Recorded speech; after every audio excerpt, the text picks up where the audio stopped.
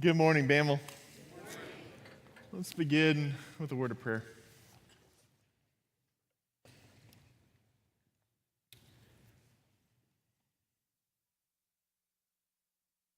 Father,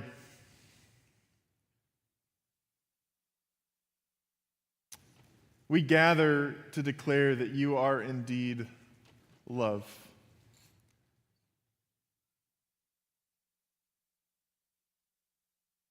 That at the center of who you are and who you have revealed yourself to be in Christ, and at the center of our own selves, our souls, all of it,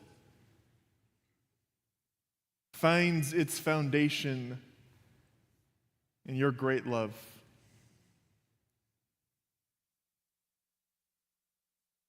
And that great love that you have poured into every ounce of the universe from the very beginning finds expression in your care for each of us. And the good news that your Son came to proclaim. A good news that announced release for the captives. Good news for the poor. An inheritance for the dispossessed. A good news that declares, just as we proclaimed at communion this morning, that we are all one, standing before you on equal footing, before you, our God, who loves each of us the same. And so, Father, as I open my mouth and dare to speak on behalf of you this morning, I pray that I'd be faithful to who you've revealed yourself to be, and that the meditations of our heart together around your word may honor you, our God who is love. It's in Christ's name we pray. Amen. So I have seen the Odyssey twice now. I loved it so much the first time I said I have to go back and I have to see it in IMAX. And I am a little worried about spoiling the movie for you, but not that worried because you've had 3,000 years to read the book. So if you wanted to know the story by now, you would know it. And I had heard parts of this story. Parts of this were familiar, right? I knew about the sirens and them shoving the wax in their ears so they wouldn't hear that. I remember the Cyclops, this one-eyed giant creature. I remember that part of the story. I remembered some of the Greek gods that show up. But part of the story that I was maybe most familiar with, maybe the part you're most familiar with, is the Trojan horse. We even use that as a metaphor for other things. Like if I've got a virus on my computer, sometimes it's a Trojan horse virus.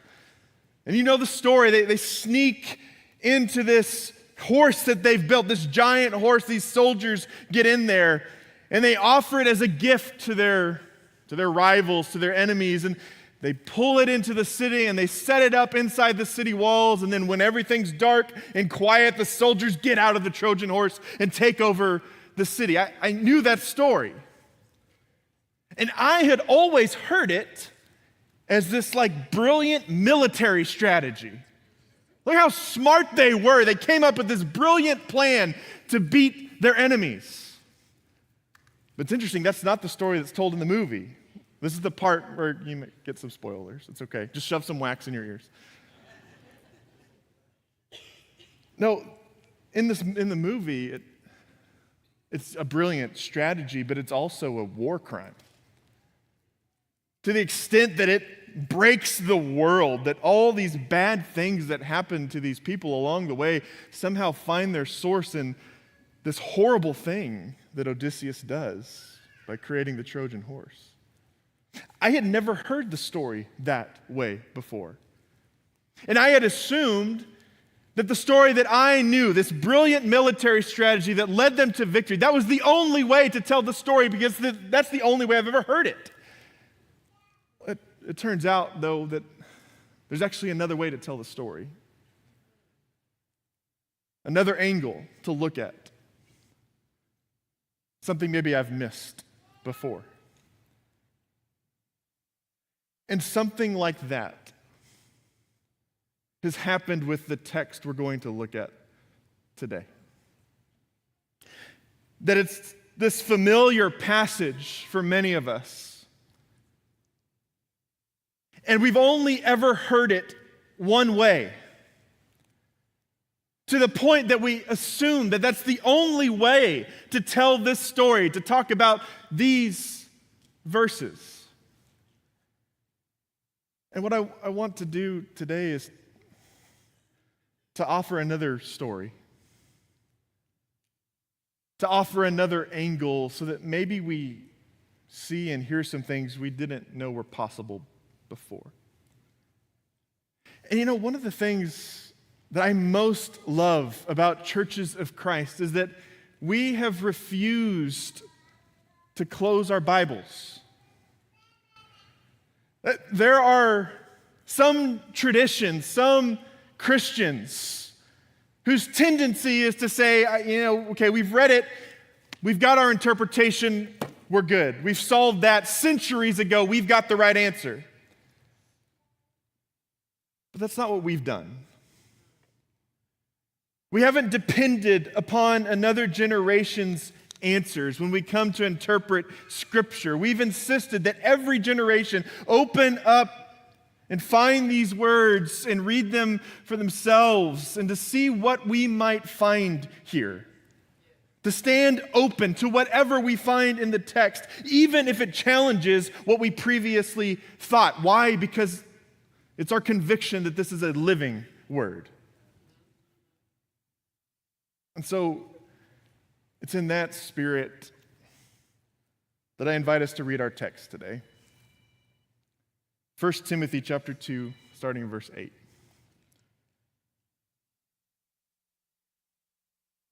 Therefore, I want the men everywhere to pray, lifting up holy hands without anger or disputing.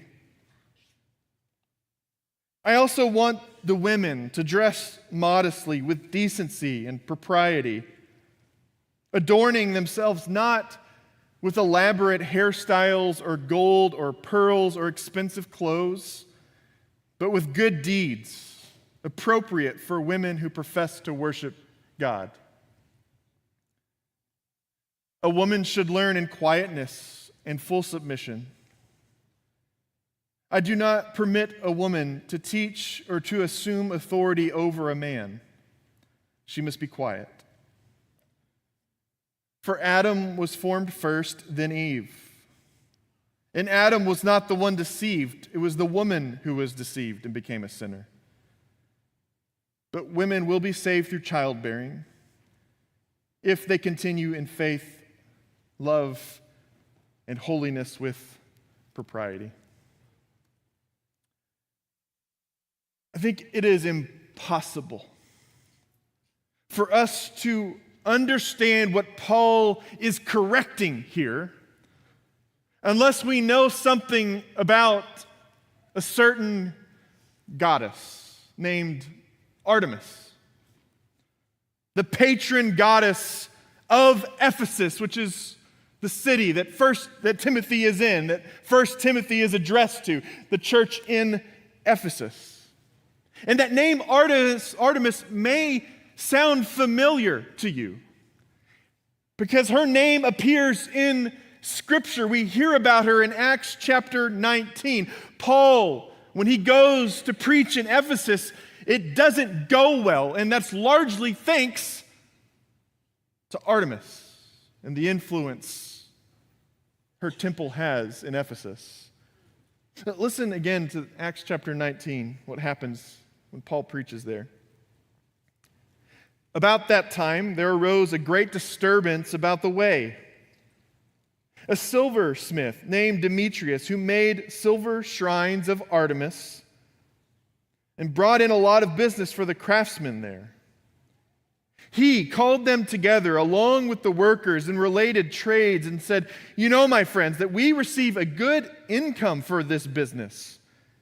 And you see and hear how this fellow Paul has convinced and led astray large numbers of people here in Ephesus and in practically the whole province of Asia. He says that gods made by human hands are no gods at all. And there is danger not only that our trade will lose its good name, but also that the temple of the great goddess Artemis will be discredited. And the goddess herself, who is worshipped throughout the province of Asia and the world, will be robbed of her divine majesty." And when they heard this, they were furious and began shouting, "Great is Artemis of the Ephesians." Soon the whole city was in uproar.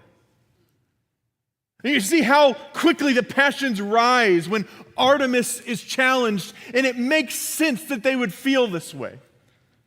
Because the temple of Artemis in Ephesus was one of the 7 wonders of the ancient world. If you've ever been to Greece and stood in awe at the Parthenon there in Athens, dwarfed by the size of the thing, impressed that people living that long ago could create something like that, you would have been even more amazed by the temple of Artemis because it was twice the size of the Parthenon. People traveled from all around just to see this site, the same way we might go and see the Empire State Building, this great feat of architecture. And the legend had it that part of the reason for the greatness of this temple, how spectacular it was, is because the Amazons built it. Now, you remember the Amazons? You're familiar with at least one Amazon woman. Wonder Woman is an Amazon. This nation of mighty military women who would go around and destroy anyone. If you thought the Spartans were tough, the Amazons would destroy them. And these Amazons, who were stronger than any men they faced and didn't have any men living with them, had no need for men, they're the ones that come to Ephesus, the way the legend goes, and establish this temple to Artemis, which is why only women were allowed to serve as priests in the temple of Artemis, which is a big deal because of who Artemis was. The way they talked about her there, they would have used language that we use to describe God. She is Lord, the Most High, the Queen of the cosmos. And on top of that, if the symbolic power of all of that wasn't enough, there was some real economic power there in that temple as well. People trusted Artemis to watch over their money. The temple of Artemis served as the primary bank in Ephesus and even the larger region around there. If you were wealthy, if you had some money, it was very likely that you would have your money stored at the temple of Artemis. And then the cherry on top of all of that is that she's also the goddess of fertility. That she's kind of this midwife goddess who's there every time a woman goes into labor, making sure that she makes it through labor okay, that she minimizes the pain of childbearing. You think about everything that the temple of Artemis would have represented, this center of the economy, this spectacular architecture that brings prestige and influence, where people travel to their city just to see this. That everyone knows about Ephesus because of this temple, and that if you want to bring a child into this world, then it's It's Artemis that you would have prayed to. The future generation depends on us being loyal to Artemis. The amount of power that Artemis and her temple represented in Ephesus and beyond is unparalleled. And guess who was in charge of stewarding that power? Women. In ancient Ephesus, the people with the closest proximity to symbolic and economic and political power were largely women, and specifically wealthy women, which is exactly who Paul is talking to in 1 Timothy 2. We often skip over verses 9 and 10 so we can get to the part about women remaining silent. But we can't skip over verses 9 and 10 because they tell us who Paul is addressing. He tells them this: I also want the women to dress modestly with decency and propriety, adorning themselves not with elaborate hairstyles or gold or pearls or expensive clothes, but with good deeds appropriate to women who profess to worship God. He uses the word modesty here, but it has nothing to do with how revealing their clothes are. It has everything to do with them showing off their wealth. These elaborate hairstyles, you had to go to the salon and get that done. Gold and pearls and expensive clothes, these are all trademarks of wealth, so that everywhere they go, even when they enter church, they are showing off their social status, telegraphing their social status by wearing things that other people couldn't afford. This would be like showing up to the church potluck, driving a Bugatti, coming out with a custom Armani suit, wearing a Rolex, and meanwhile everyone else is wearing stuff off the Target clearance rack. It's ostentatious and in your face. And on top of that, Paul tells them, adorn yourself with good deeds. And that phrase, good deeds, is often associated with philanthropy. He's telling them, go do some fundraisers. Host some events. Donate to charity. In other words, use your money in a way that actually does some good in the world instead of spending it all on your wardrobe to impress people. It's so clear that he's talking to wealthy women in Ephesus. The same women who would have benefited the most from the worship of Artemis, and who would have been most likely to assume that the world revolved around them. It's true that in most cases in the ancient world, women were regarded and treated as second-class citizens, but not the wealthy women in Ephesus. They were entirely different, in a different stratosphere. And when he looks at them and speaks into their lives, this is what he tells them. A woman should learn in quietness and full submission. I do not permit a woman to teach or to assume authority over a man. She must be quiet. I think the first thing I want us to notice here is he starts off by saying that they should learn. A woman should learn. That there is something missing about their education about the things of God, that they maybe need some remedial classes. You should learn. You're not done yet, but in order for you to learn, you first have to be teachable. You've got to have the humility to admit that maybe you don't have everything figured out and you have to listen to someone else to help you. Which is exactly the stance they would have been tempted to distance themselves from. No. We're in charge. We know how the world works. We are the wealthy women of Ephesus, after all.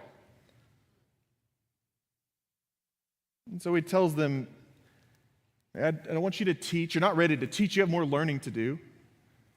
And I also don't want you to assume authority over a man. And that word there, in Greek, authentane, or to dominate.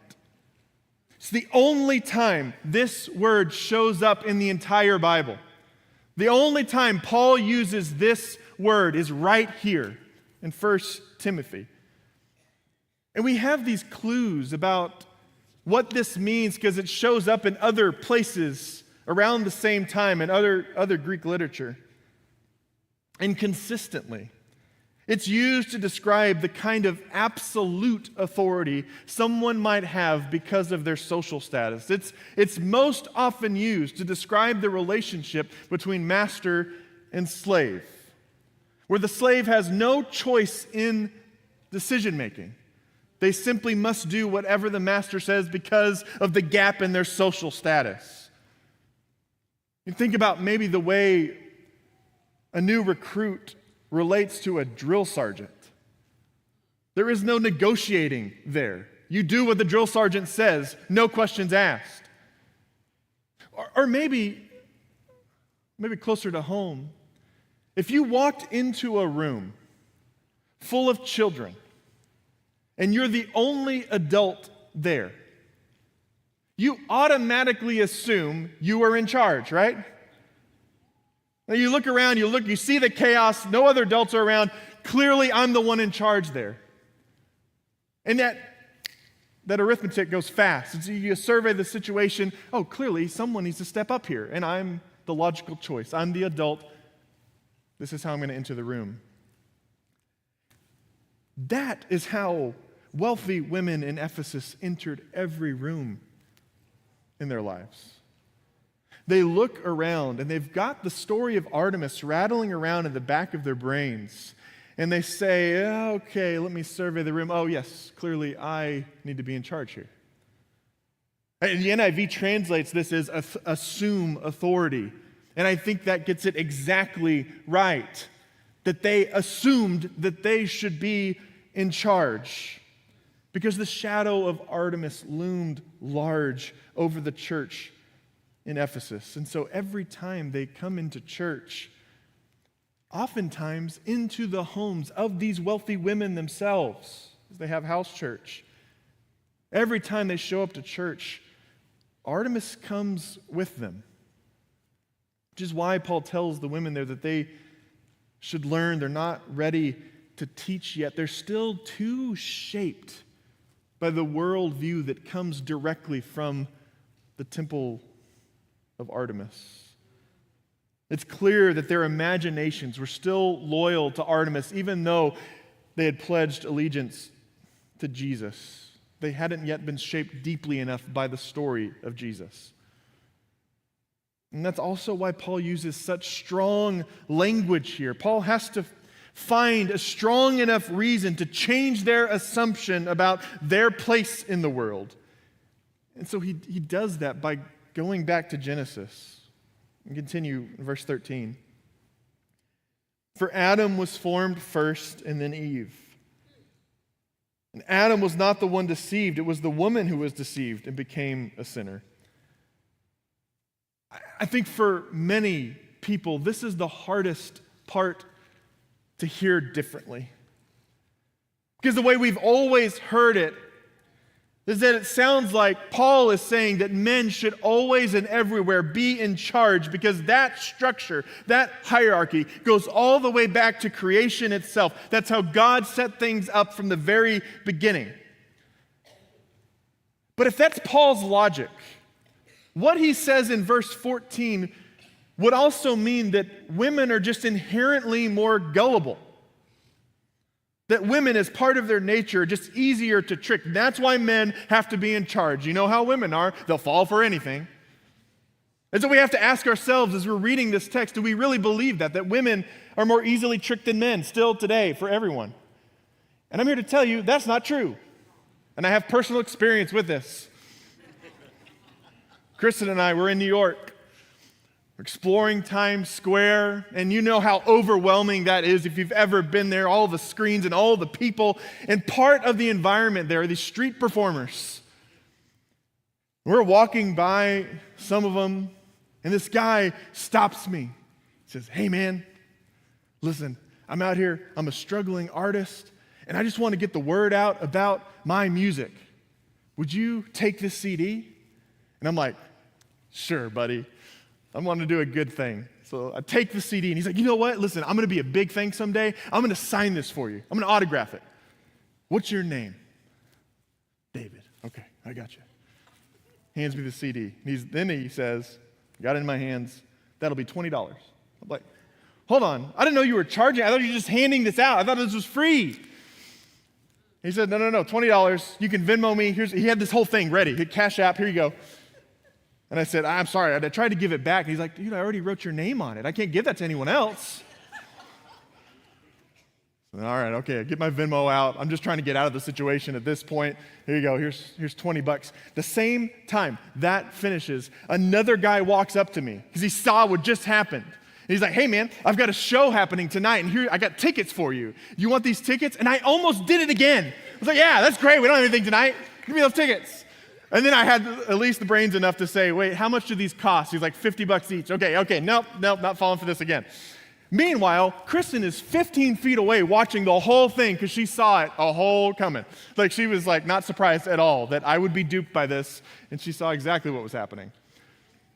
Lesson is, men might be more easily duped than women. At least this one is. And so if that's not true, that all women are more gullible than men, then what is going on with this passage? Why does Paul mention Adam and Eve in this way? I think it might have something to do with one of the titles for Artemis. She was called the goddess of the first throne. She has a twin brother, Apollo. Apollo is really popular in the ancient world too, one of the most popular gods there is. But Artemis had special standing over Apollo because she was born first. Zeus made them both, but Artemis came first. And so she's more important than Apollo. And that story, that myth, becomes part of the rationale for why wealthy women in Ephesus, attached to Artemis, have more influence. And so Paul starts poking holes in that and says, hold on, that's not the story we've been given. I know you've got your story about Apollo and Artemis and which one came first, but that's not our story. Our story goes back to Genesis.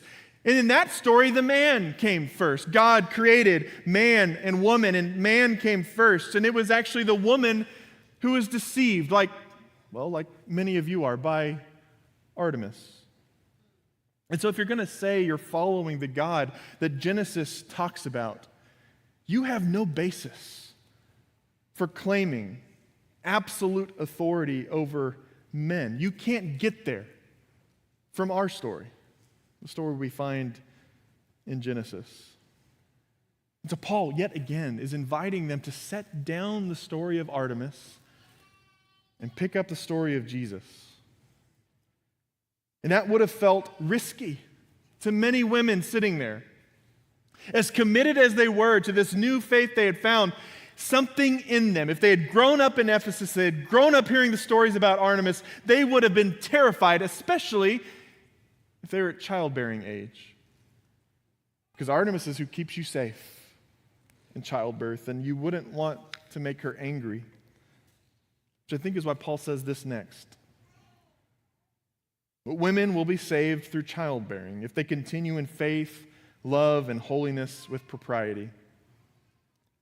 That sounds odd to us. It sounds like Paul is saying women have an extra step in the process of being saved. You got to hear, believe, repent, confess, be baptized, and then have a baby. But that phrase can also be translated as kept safe during childbirth. And I think that's the way to hear it. Paul's saying you don't have to remain loyal to Artemis in order to remain safe during labor, in order to bring children into this world. You owe Artemis nothing. Continue in the faith, and God will take care of you. So having said all of that, I think it should be clear that the relationship between men and women in Ephesus is all kinds of messed up, deeply distorted. And what Paul is offering is a corrective that is tailored to that specific time and that specific place in those specific circumstances. In this city, where a minority of wealthy, privileged women may run the show in the church, those same women don't automatically have the authority to tell men what to do. Just because you're in charge in other social settings in Ephesus doesn't mean you get to automatically decide what happens at church. That may be how things worked under Artemis, but our lives now are under new management. You answer to Jesus now. And so in this passage, I'm convinced that Paul is not putting women in their place. He's putting Artemis in hers. That what Paul is doing here is silencing a goddess, not a gender. And imagine how different world history and church history and maybe your own history might have been if we had always known that Paul was silencing a goddess and not a gender. And here's the tragic thing, that we have taken, in so many instances, we've taken what Paul says in 1 Timothy and recreated the same problem just in reverse, where men are assumed to be in charge simply because we are men. That this is a mirror image of the exact same problem Paul was wanting them to avoid. And Paul never once says that men should have authority, authentane, over women. That's not the correction he offers. And he had that opportunity. He opens this section by addressing men. And all he says to them is, I want you to lift up your hands in praise. Quit fighting between yourselves. Lift up your hands in praise to God. If Paul had wanted to clearly set men in authority above women, he could have done so here. And that's not what he does. And so, okay, if Paul is not saying only men are allowed to teach and lead in the church, then that raises the question, who does Paul think should do those things? Well, there's another story in Acts chapter 18, that I think we ought to pay attention to. Meanwhile, a Jew named Apollos, a native of Alexandria, came to Ephesus. He was a learned man with a thorough knowledge of the Scriptures. He had been instructed in the way of the Lord, and he spoke with great fervor and taught about Jesus accurately, though he knew only the baptism of John. He began to speak boldly in the synagogue. And when Priscilla and Aquila, married couple, when they heard him, they invited him to their home and explained to him the way of God more adequately. They hear this learned man, this spectacular speaker from what we learn in other places. They hear him speak and they say, okay, he clearly knows a lot, but there's this one piece of the gospel that he still doesn't quite comprehend, that he doesn't quite have a grasp of. And so Priscilla and Aquila, they invite him over and they sit him down and say, okay, you should learn. You should listen to us. And so you have this instance where Priscilla, who's named first, by the way, invites this man into her home, this man who knows quite a bit, but doesn't know everything. And she teaches him. And by the way, all this happens in Ephesus. And the reason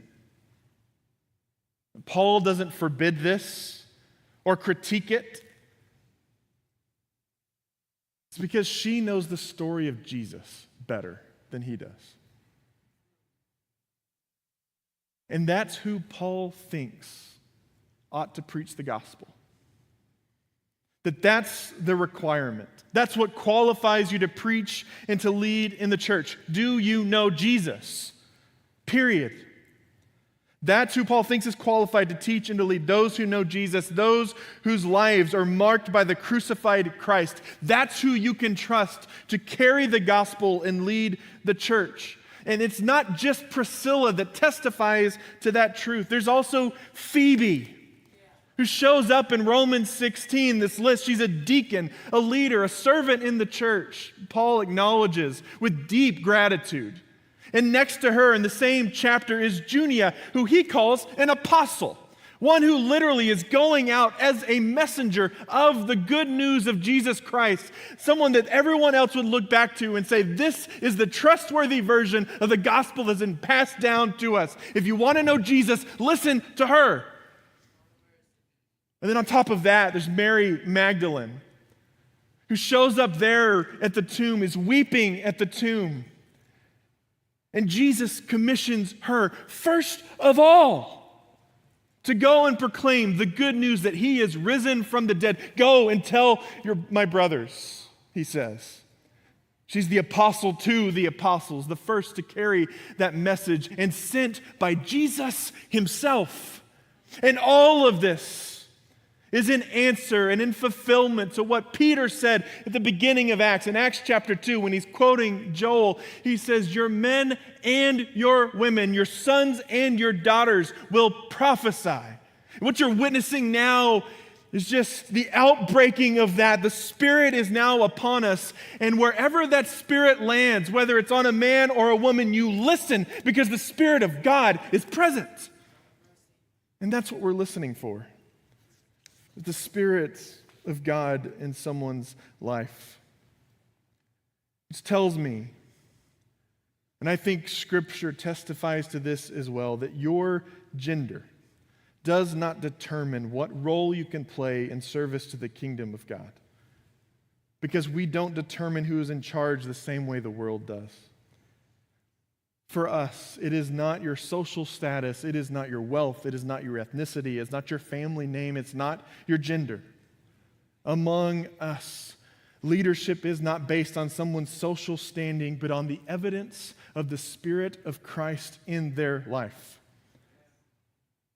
And what that means for us today is that the sound of sound doctrine is not limited to a man's voice.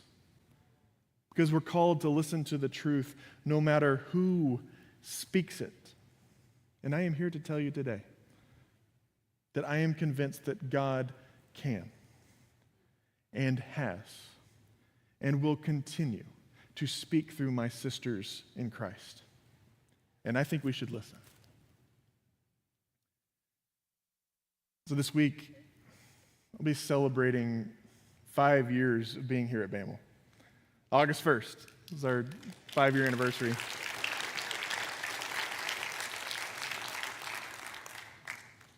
And over the course of those 5 years, we've seen the expansion of women using their gifts to bless this church.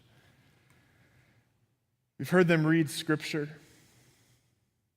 They've led us in prayer. They've led communion with their husbands or as a family. They've led communion by themselves. They've taught Bible classes with male co-teachers, and then they taught Bible classes on their own. We've been led in worship by women for a song or two on a Sunday, and just recently we've had an entire Sunday where a woman led us in worship. We've heard young women preach during youth-led worship.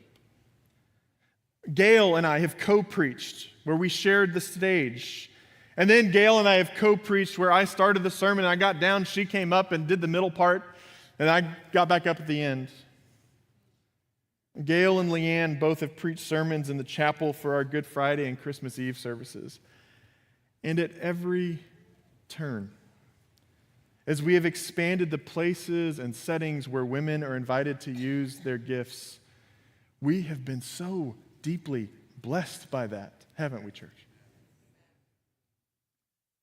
And that's why we want to continue to remove the barriers that prevent us from receiving the gifts that the women of this congregation have to offer this body.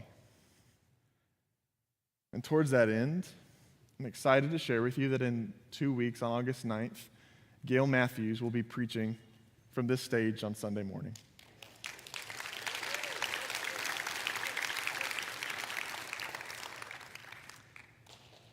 And I have every confidence that the word she will bring to us from this stage on that Sunday morning will be true, because the Spirit of Christ so clearly rests on her. And that means we should listen to what she has to say. Let me pray over us.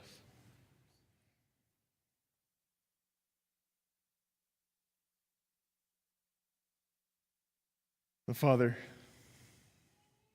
we thank you for the gift of these people gathered in this room some who have journeyed long together in your kingdom, others who have joined us along the way.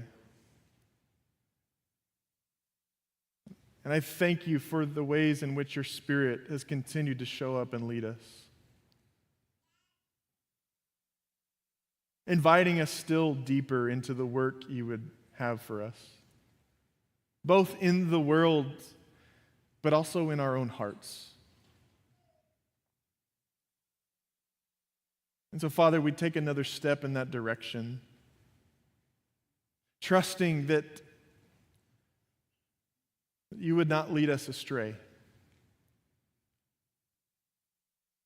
that we want to learn in quietness and submission to your Spirit, that we might see the kingdom in new and fresh and surprising ways springing up from within us. And may we take joy along the way as we marvel at what you've done for us. We pray all this in the name of our Lord Jesus. Amen. Let's stand together and sing.